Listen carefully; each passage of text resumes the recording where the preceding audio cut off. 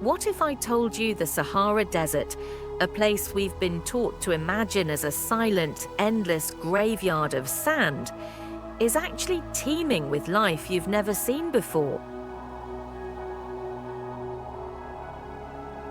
For centuries, this vast landscape has been painted as a lifeless, scorching expanse, a great empty where only the wind moves. But today, we're shattering that myth. Forget everything you think you know about this barren land.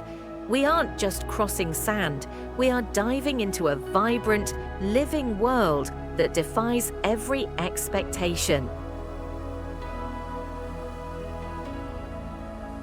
Are you ready for an epic journey into the heart of the Sahara, where 300-meter-high dunes hide lush, secret oases and ancient secrets come alive?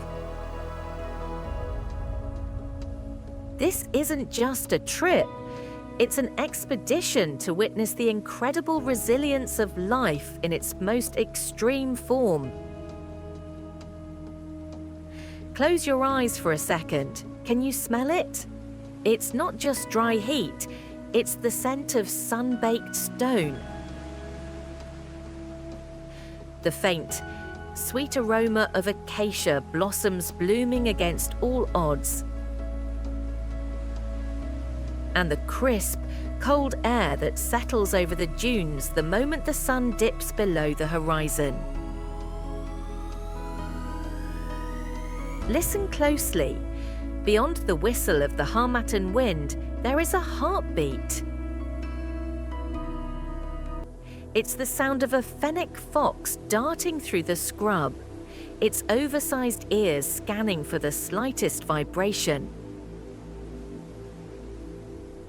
It's the splash of water in a hidden gwelter, where the rare West African crocodile, a living relic of a greener past, still lurks in shadows. As we traverse this landscape, you'll feel the grit of the ancient Tenere sand beneath your boots and the sudden, shocking coolness of a palm grove that feels like a mirage, but isn't. We are going deep into the Tibesti Mountains, where jagged volcanic peaks reach for the stars. And exploring the Enedi Plateau, a labyrinth of stone arches that looks like another planet entirely. To understand the Sahara of today, we have to look at the ghosts of its past. Thousands of years ago, this wasn't a desert. It was a lush, green Sahara, filled with permanent lakes, flowing rivers, and roaming hippos. As we explore, we'll uncover ancient rock art, stunning galleries hidden in caves, depicting a time when hunters chased giraffe across what is now a sea of dust. This historical perspective isn't just a fun fact, it's the key to understanding how the life we see today. The resilient addax antelope and the silver ants that thrive in 60 degrees Celsius heat. Evolved to survive the great drying of our planet.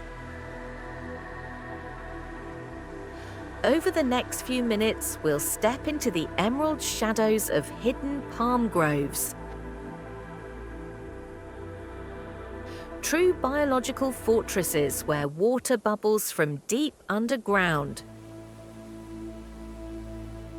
creating a sanctuary for migratory birds and the resilient desert communities that have called these islands of green home for millennia. We will track the dry wadis, the ancient riverbeds that once carved through a lush, prehistoric jungle. Here, we'll uncover the secrets of the Green Sahara, finding fossils and rock art that tell the story of a time when hippos and crocodiles ruled these now dusty plains.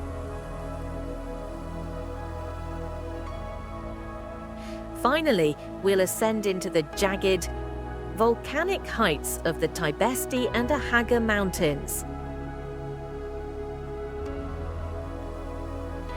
These islands in the sky act as climatic refuges, hosting rare species and relict plants that exist nowhere else on Earth, surviving in the cooler air far above the burning dunes.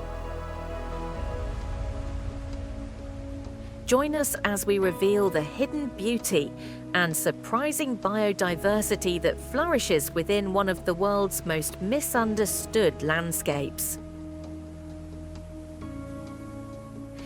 Nature doesn't just survive here, it triumphs. The Sahara is calling. Let's head into the dunes.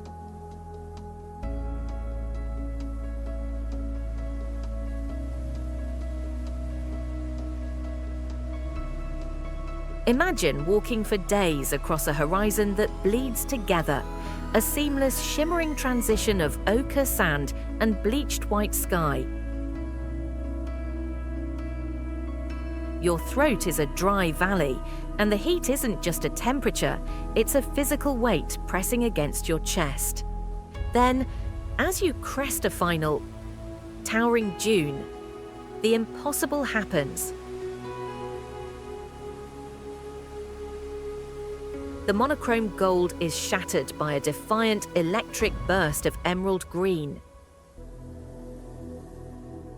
This is the miracle of the Saharan oasis.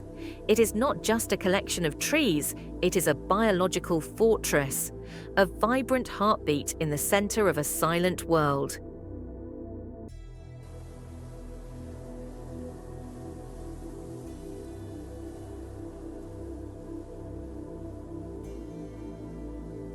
As you descend toward the water's edge, the air undergoes a radical transformation.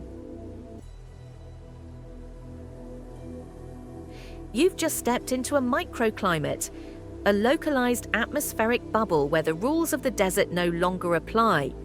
The temperature drops by a staggering 10 degrees in a matter of footsteps.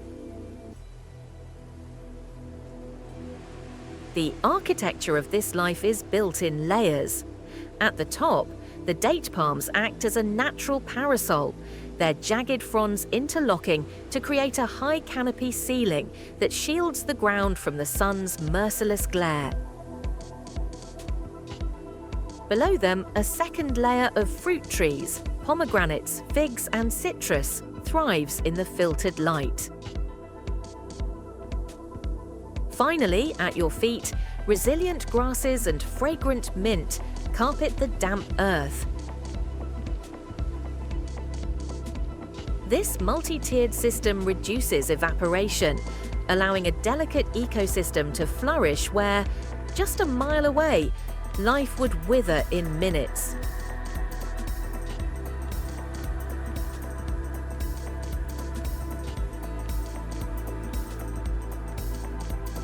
Legend tells of a traveler centuries ago, lost near the Egyptian-Libyan border, who followed a single, low-flying bird, a sand grouse, knowing it must be heading for moisture. He found Siwa, an oasis so ancient it once housed the Oracle of Ammon. Standing there today, the sensory contrast is intoxicating.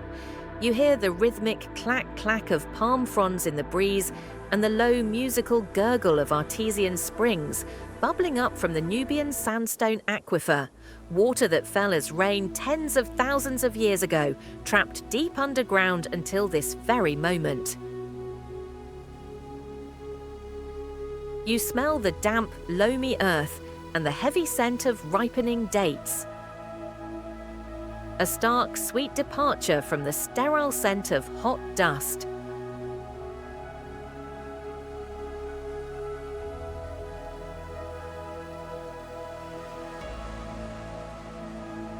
it isn't just plants that find refuge here. The oasis is a crowded transit hub for Saharan biodiversity. During the spring and autumn, these green pockets become vital rest stops for millions of migratory birds flying between Europe and Africa.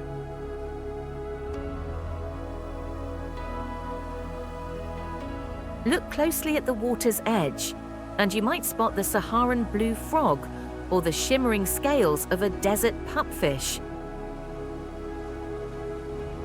Survivors from a time when the Sahara was a land of lakes.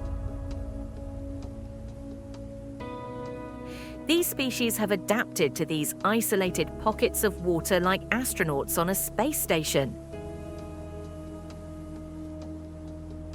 evolving in total isolation from the rest of the world. The oasis is a reminder that in the Sahara, water is more than a resource. It is the ultimate architect of beauty.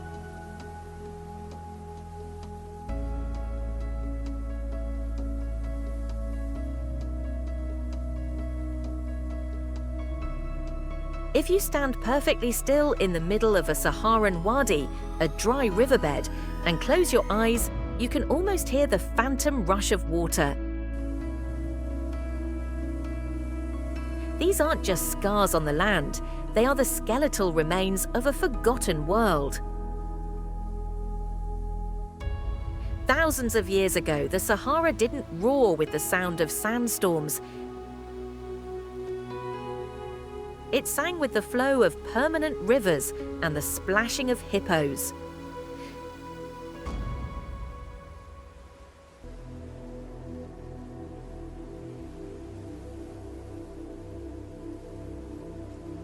Walking through these ancient channels today feels like wandering through a cathedral of dust.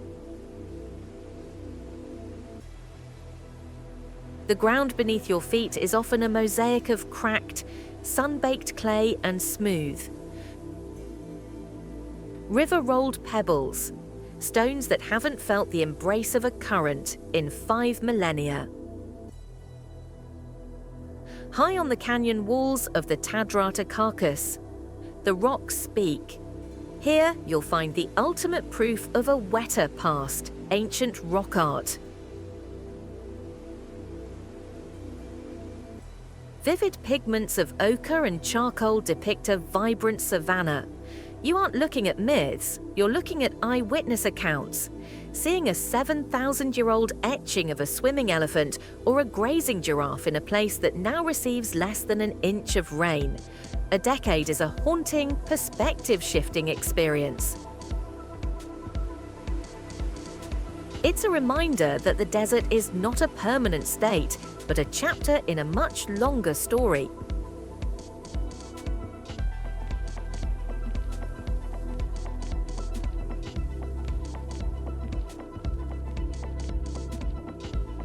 The most incredible secret of these rivers of the past lies just inches beneath the surface.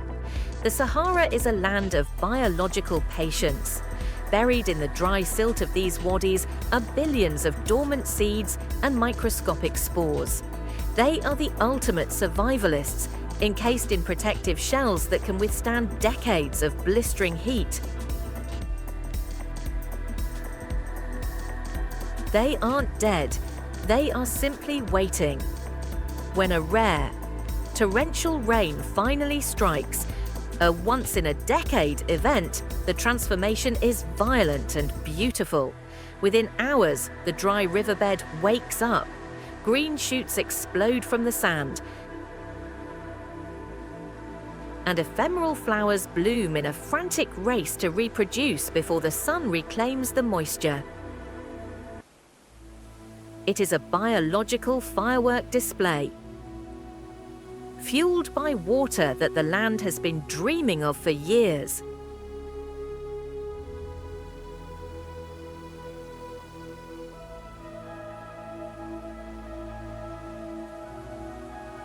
The rivers of the past didn't just leave behind memories, they created the highways of the present.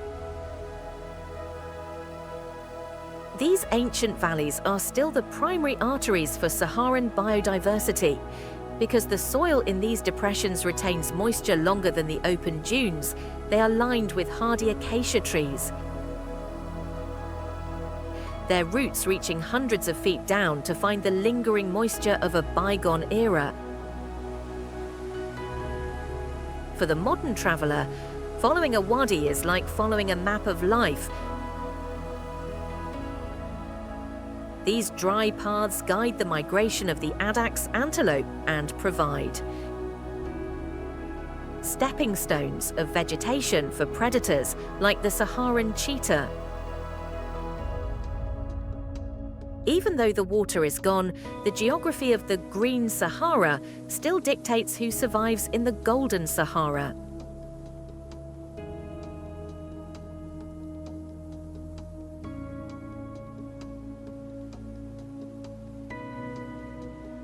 As you leave the shifting dunes behind, the horizon begins to ripple and rise,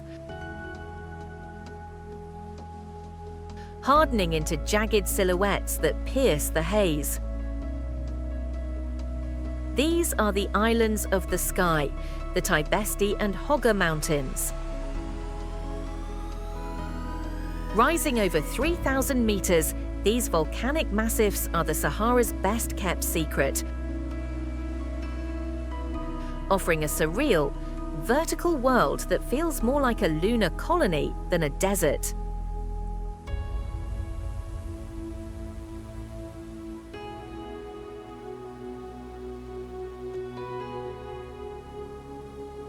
To climb these peaks is to travel through time and climate.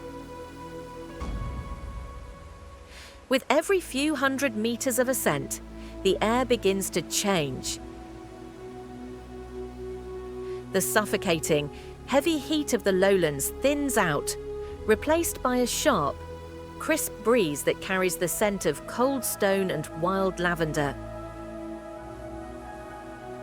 Up here, the rules of the desert are rewritten by altitude. These mountains act as rain traps, catching moisture-laden clouds that the flat plains below will never see. This creates a high-altitude sanctuary, a refuge for life that was pushed out of the lowlands as the Sahara dried up thousands of years ago. The silence here is different. It isn't the dead silence of the sand, but a ringing, vast quiet, broken only by the occasional sharp cry of a lanner falcon circling the thermals.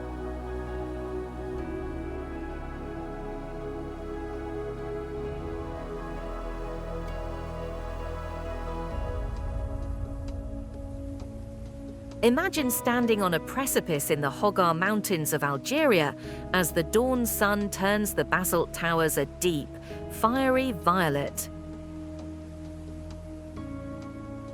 Suddenly, a pebble skitters down a cliff face. You look up to see a Barbary sheep, Ammotragus lurvia. Its massive, sweeping horns silhouetted against the sky. These animals are the masters of the vertical Sahara. While the animals below have adapted to heat, the species of the mountain refugees have adapted to the extremes of cold. At night, temperatures here can plummet well below freezing, dusting the volcanic peaks in a fragile layer of frost. This environment has fostered incredible endemism, species found nowhere else on the planet, such as the Sahara myrtle and the Sahara cypress. Ancient trees that have clung to these cliffs for millennia, outlasting the shifting sands below.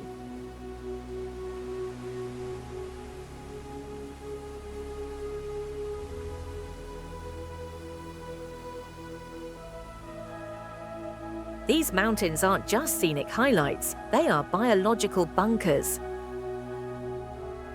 Because they are harder to reach and offer a more temperate climate, they serve as the final stand for some of the world's most endangered mammals. High in the remote valleys, the critically endangered addax, the white antelope, finds a brief reprieve from the sun. These mountains provide shade-casting geography that the flat desert lacks, offering deep, cool caves and shadows that last throughout the heat of the day. For the traveler, standing atop these peaks offers a dizzying perspective. You are perched on a cool, rocky island, looking down at a golden ocean of sand that stretches for thousands of miles. It is a powerful reminder that even in the harshest desert, nature finds a way to climb.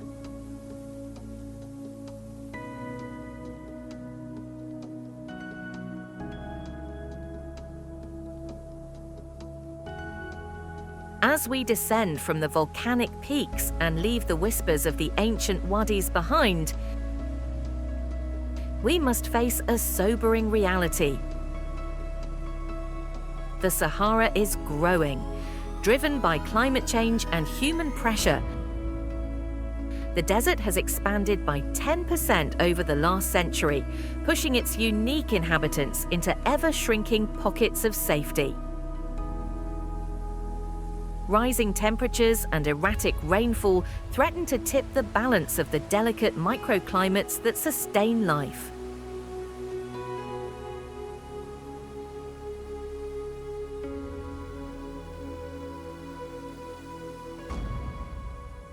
But the story of the Sahara is not one of inevitable loss.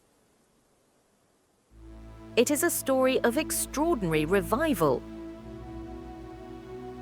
In the heart of Chad, a miracle is unfolding. The Scimitar-horned Oryx, once declared extinct in the wild, is now galloping across the plains of the Wadi Rimeh Wadi Achim Game Reserve. Once again, thanks to a massive international reintroduction effort. Meanwhile, the Great Green Wall Initiative is transforming the desert's southern edge, not just by planting trees, but by empowering local communities to lead the charge.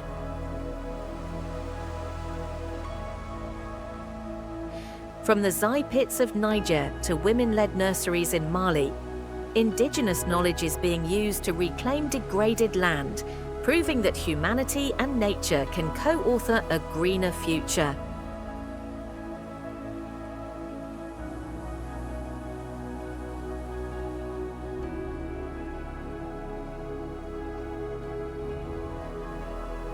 The Sahara is more than a vast landscape of sand. It is a global treasure of resilience and hidden wonders. Every hidden oasis protected and every ancient riverbed preserved is a victory for the planet. As we've seen, the desert is far from empty. It is a masterpiece of biological survival. By supporting conservation that respects both the land and its people, we ensure that the roar of the desert wind continues to carry the heartbeat of the fennec fox and the shadow of the Barbary sheep. The Sahara's journey is far from over. It is a living testament to the fact that even in the harshest conditions, life finds a way. Thank you for joining us on this epic expedition. The desert has many more secrets to tell. Until next time, keep exploring.